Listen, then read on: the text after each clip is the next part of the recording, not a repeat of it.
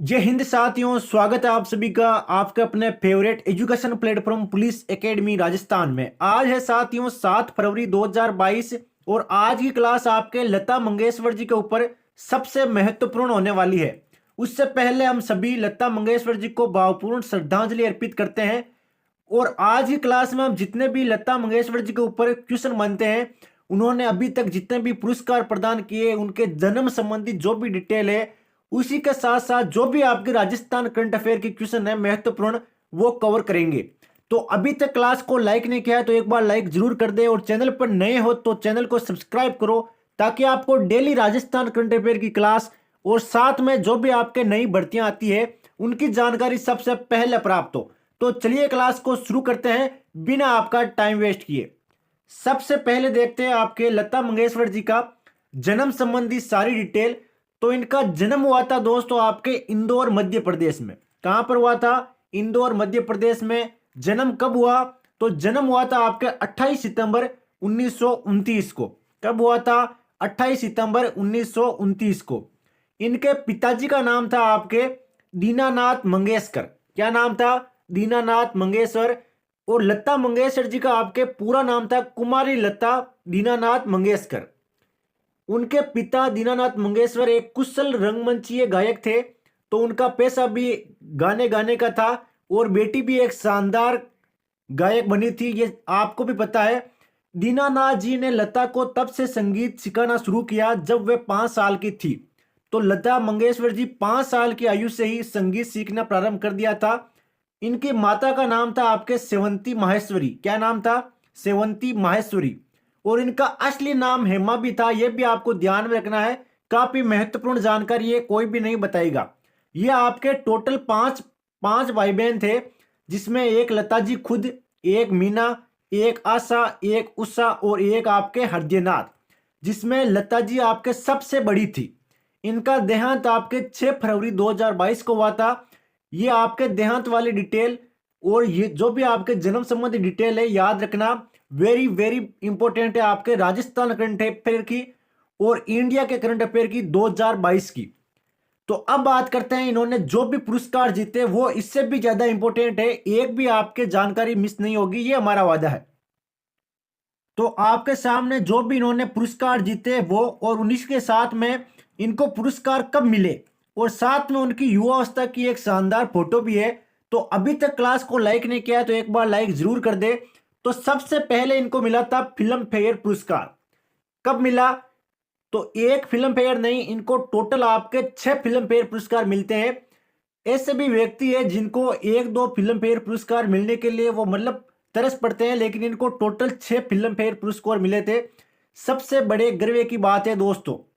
तो कब कब मिले? तो यह आपके 1958, 1962, 1965, 1969, 1993 और 1994। तो आपके जो भी सन है वो भी आपके सामने है। राष्ट्रीय पुरस्कार मिला था इनको 1972 में, 1975 में और 1990 में। महाराष्ट्र है आपके, उसकी सरकार का पुरस्कार मिला था 1966 और 1967 को। पद्म भूषण इनको मिला था 1969 को। दुनिया में सबसे अधिक गीत गाने का गिनीज बुक रिकॉर्ड 1974 में इन्होंने दर्ज किया था, यह ध्यान में रखना खासकर। और पद्म भूषण वाला भी आपके काफी महत्वपूर्ण है। दादा साहब फाल्के पुरस्कार जो फिल्मी जगत का श्रेष्ठ पुरस्कार है, वे इनको मिला था 1999 में। कब? 1999 में। फिल्म फेयर का लाइफ टाइम अचीवमेंट पुरस्कार मिला था इनको 1993 में। स्क्रीन का लाइफ टाइम अचीवमेंट पुरस्कार मिला था इनको 1996 में। तो जितने भी इनको पुरस्कार मिले थे वो आपके सामने है, आराम से देखिए, काफी महत्वपूर्ण जानकारी है ये। राजीव गांधी पुरस्कार भी इनको मिल चुका है 1997 में।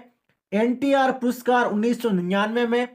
पद्म विभूषण पुरस्कार मिला था इसको 1999 में। जी सिने का लाइफ टाइम अचीवमेंट पुरस्कार 1999 में मिला था। आईआईएएफ का लाइफ टाइम अचीवमेंट पुरस्कार मिला था 2000 ईस्वी में। और स्टारडस्ट का लाइफ टाइम अचीवमेंट पुरस्कार मिला था इनको 2001 में। भारत का सर्वोच्च नागरिक सम्मान यानी भारत रत्न, ये इनको 2001 में मिला था। सबसे महत्वपूर्ण ध्यान में रखना, लता मंगेशकर जी को भारत रत्न कब मिला? तो यह मिला इनको 2001 में। नूरजहां पुरस्कार मिला था इनको 2001 में, और महाराष्ट्र भूषण पुरस्कार भी इनको 2001 में मिला था। अब कुछ अलग जानकारी देखते हैं लता मंगेशकर जी के ऊपर। इनके पिता का नाम था आपके दीनानाथ मंगेशकर, जो शास्त्रीय संगीतकार थे, वो मैंने आपको पहले ही बता दिया। उन्होंने अपना पहला गाना मराठी फिल्म किती हसाल, क्या नाम है, मराठी फिल्म किती हसाल कितना हंसोगे, 1942 में गाया था। तो यह भी आपकी काफी महत्वपूर्ण जानकारी है। लता मंगेशकर का सबसे बड़ा ब्रेक फिल्म महल से मिला। तो इनकी फिल्मी जगत में एंट्री हुई थी फिल्म महल से, वहां से ये फिल्मी जगत में काफी वायरल हुई थी। उनका गाना आएगा आने वाला सुपर हिट था। कौन सा गाना था? आएगा आने वाला। लता मंगेशकर अब तक 20 से अधिक भाषाओं में 30,000 से अधिक गाने गा चुकी है। कितने गाने? 30,000 से अधिक गाने। लता मंगेशकर ने 1980 के बाद से फिल्मों में गाना कम कर दिया और स्टेज शो पर अधिक ध्यान देने लगी। तो 1980 के बाद ऐसा भी दौर आया जब इन्होंने फिल्मों में गाना गाना तो कम कर दिया, और जो स्टेज पर प्रोग्राम होते हैं हाथ में माइक लेकर, वहां पर इन्होंने ज्यादा गाने गाए। लता जी ही एकमात्र ऐसी जीवित व्यक्ति है जिनके नाम से पुरस्कार दिए जाते हैं। यानी ये जीवित जीते जी इनके नाम से दूसरे लोगों को पुरस्कार दिए जाते हैं। इकलौती ऐसी हस्ती है, महान हस्ती। लता मंगेशकर ने आनंद घर बैनर तले फिल्मों का निर्माण भी किया है और संगीत भी दिया है। वे हमेशा नंगे पांव गाना गाती थी। तो ये एक उनकी सर्वश्रेष्ठ विशेषता थी कि वे हमेशा नंगे पांव गाना गाती थी। तो जितनी भी जानकारी थी वो मैंने आपको बता दी। बाकी जानकारी कैसी लगी कमेंट बॉक्स में जरूर बताएं, और आप सभी भी एक बार फिर से लता मंगेशकर जी को भावपूर्ण श्रद्धांजलि अर्पित करें। तो चलिए अब आगे की क्लास को शुरू करते हैं। पहला क्वेश्चन आ चुका है दोस्तों आपकी स्क्रीन पर, काफी महत्वपूर्ण क्वेश्चन है। Centre for monitoring Indian economics यानी CMIA इसका शॉर्ट में नाम है। इसकी रिपोर्ट के अनुसार राजस्थान में कितनी बेरोजगारी आंकी गई है, यानी कितने प्रतिशत बेरोजगारी है राजस्थान में, किसके अनुसार? CMIA यानी centre for monitoring Indian economics. यह आपके एक संस्था है जो सभी राज्यों को उनके रोजगार के अनुसार उनकी एक दिशा निर्देश जारी करती है कि किस राज्य का कितना स्थान है। तो उसमें इसने राजस्थान में टोटल कितनी बेरोजगारी आंकी है, तो वह दोस्तों आपके 18.9%। कितने?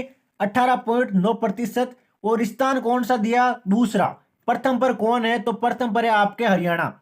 अब इस क्वेश्चन से संबंधित मुख्य तथ्य देखते हैं। काफी मेहनत के बाद आपके सामने ये मुख्य तथ्य आ पाते हैं, तो एक बार लाइक जरूर करें फिर से। Centre for monitoring Indian economy की रिपोर्ट के अनुसार जनवरी में देश में बेरोजगारी दर गिरकर 6.57% आ गई। यह पूरे देश की, ध्यान रखना, राजस्थान की नहीं है। शहरी क्षेत्रों में जनवरी में बेरोजगारी दर 8.16%, वही ग्रामीण क्षेत्रों में सबसे कम 5.84% पर आ गई है। दिसंबर 2021 में भारत की बेरोजगारी दर 7.91% थी, जबकि राज्यों में सबसे ज्यादा बेरोजगारी हरियाणा 23.4%, और सबसे ऊपर है दूसरे स्थान पर राजस्थान जिसके आपके 18.9%। सबसे कम बेरोजगारी है आपके तेलंगाना में। कितनी है? 0.7%। बड़ी शानदार बात है ये। और गुजरात में आपके 1.2%, यानी यहाँ के लोगों के पास कोई ना कोई रोजगार है। और मेघालय के आपके 1.5%। तो बड़ी शानदार जानकारी है दोस्तों, ध्यान में रखना। सारी जानकारी को आराम से देख लेना, नोटबुक में नोट करते चलो। बढ़ते हैं नेक्स्ट क्वेश्चन की ओर साथियों। पर्यटन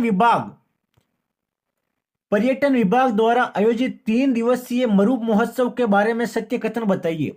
तो इस बार जनवरी फरवरी के बाद में ये मरु महोत्सव आपके काफी सुर्खियों का विषय रहा है, तो इसको बिल्कुल ध्यान में रखिएगा। अभी के अभी रट लो दोस्तों। इसका आयोजन हुआ आपके 14 से 16 फरवरी 2022 को, यानी 14 से 16 फरवरी 2022 को इसका आयोजन होने वाला है। आयोजन आपके जैसलमेर के पूनम स्टेडियम में होगा। कहां पर होगा? जैसलमेर के पूनम स्टेडियम में। मरु महोत्सव की शुरुआत हुई थी आपके 1979 में। कब से? 1979 में इसकी शुरुआत हुई थी मरु महोत्सव की। कहां पर हुई थी? जैसलमेर के पूनम स्टेडियम में। कब हुई थी? 14 से 16 फरवरी 2022 को। किसके द्वारा? पर्यटन विभाग द्वारा। कितने दिवस? 3 दिवस। अब कुछ अति महत्वपूर्ण जानकारी देखते हैं, बढ़ते हैं नेक्स्ट क्वेश्चन की ओर, क्योंकि अति महत्वपूर्ण जानकारी 3 आपके ऑप्शन में बता दिए, इसके अलावा कुछ नहीं बनती। अगला क्वेश्चन है दोस्तों, केंद्रीय बजट 2023 में मोटा अनाज बाजरा वर्ष घोषित किया गया है, यह सर्वाधिक किस राज्य में होता है? तो जो आपके बाजरा है वो सबसे ज्यादा कौन से राज्य में होता है, यह आपको बताना है। यानी जो 2023 में मोटा अनाज बाजरा है उसको बाजरा वर्ष घोषित किया गया है अनाज में। तो बाजरा सबसे ज्यादा कहां पर होता है? तो यह होता है आपके राजस्थान में।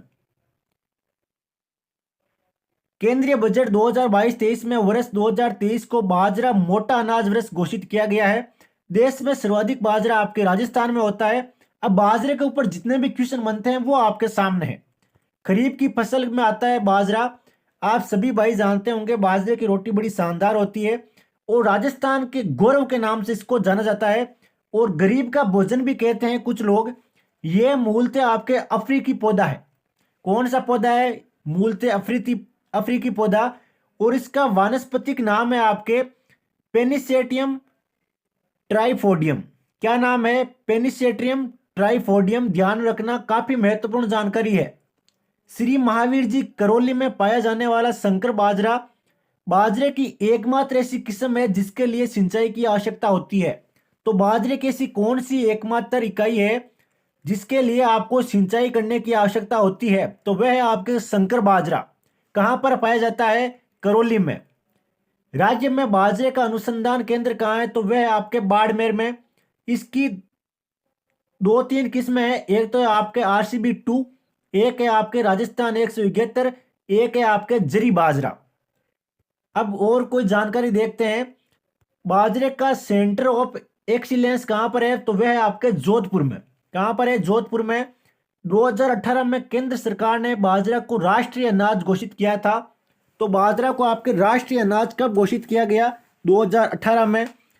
2017-18 की रिपोर्ट के अनुसार बाजरे का सर्वाधिक उत्पादन आपके अलवर में होता है। कहां पर होता है? अलवर में। एक क्वेश्चन से आपके लगभग 20 क्वेश्चन रेडी हो रहे हैं, तो काफी महत्वपूर्ण जानकारी है। बोया गया क्षेत्रफल आपके सर्वाधिक है बाड़मेर में। दुर्गापुरा कृषि अनुसंधान जयपुर को बाजरा की नई किस्मों के शोध के लिए बेस्ट सेंटर अवार्ड दिया गया। तो क्वेश्चन आपके ऐसे भी आ सकता है कि बेस्ट सेंटर अवार्ड बाजरा के लिए किसको दिया गया? तो वह है आपके दुर्गापुरा कृषि अनुसंधान। कहां पर है? जयपुर में। बाजरा की नई किस्में कौन सी है? तो वह है आपके RBH 233 और RBH 234। तो अति महत्वपूर्ण जानकारी है दोस्तों, आराम से देखना। बढ़ते हैं नेक्स्ट क्वेश्चन की ओर।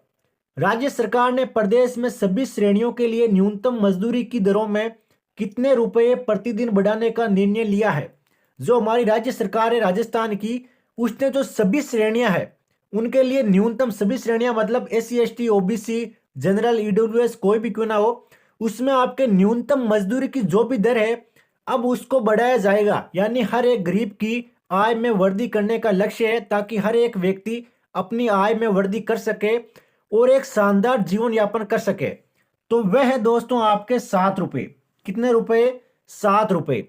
7 रुपए आपके प्रतिदिन बढ़ाएगी, क्योंकि अब वोट भी नजदीक है। तो जो भी आपकी योजनाएं हैं और वैकेंसियां हैं वो धड़ाधड़ आ रही है। बढ़ते हैं नेक्स्ट क्वेश्चन की ओर। उससे पहले कुछ अति महत्वपूर्ण जानकारी देखते हैं। मुख्य तथ्य में राज्य सरकार ने प्रदेश में सभी श्रेणियों के लिए, यह मैंने आपको बता दिया।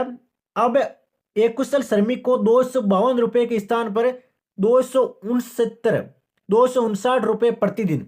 क्वेश्चन ऐसे भी आ सकता है कि पहले आपके कितने रुपए मिलते थे? तो वह आपके 252। अब कितने मिलते हैं? तो अब मिलेंगे आपके 259, 6,734 रुपए प्रति माह। तो अब आपके मिलेंगे 6,734 रुपए प्रति माह। और दिन के कितने? तो दिन के आपके 259। अर्धकुशल श्रमिक को आपके 264 रुपए के स्थान पर 271 रुपए प्रतिदिन या 7,046 रुपए प्रति माह मिलेंगे। और जो कुशल श्रमिक है उसको आपके 276 रुपए के स्थान पर 283 रुपए प्रतिदिन या 7,358 रुपए प्रति माह मिलेंगे। तथा उच्च कुशल जिसमें कार्य करने की क्षमता सबसे ज्यादा है, बिल्कुल शरीर से रेडी है, उसको आपके 326 रुपए के स्थान पर 333 रुपए प्रतिदिन या महीने की बात करें तो 8,658 रुपए प्रति माह मजदूरी प्राप्त होगी।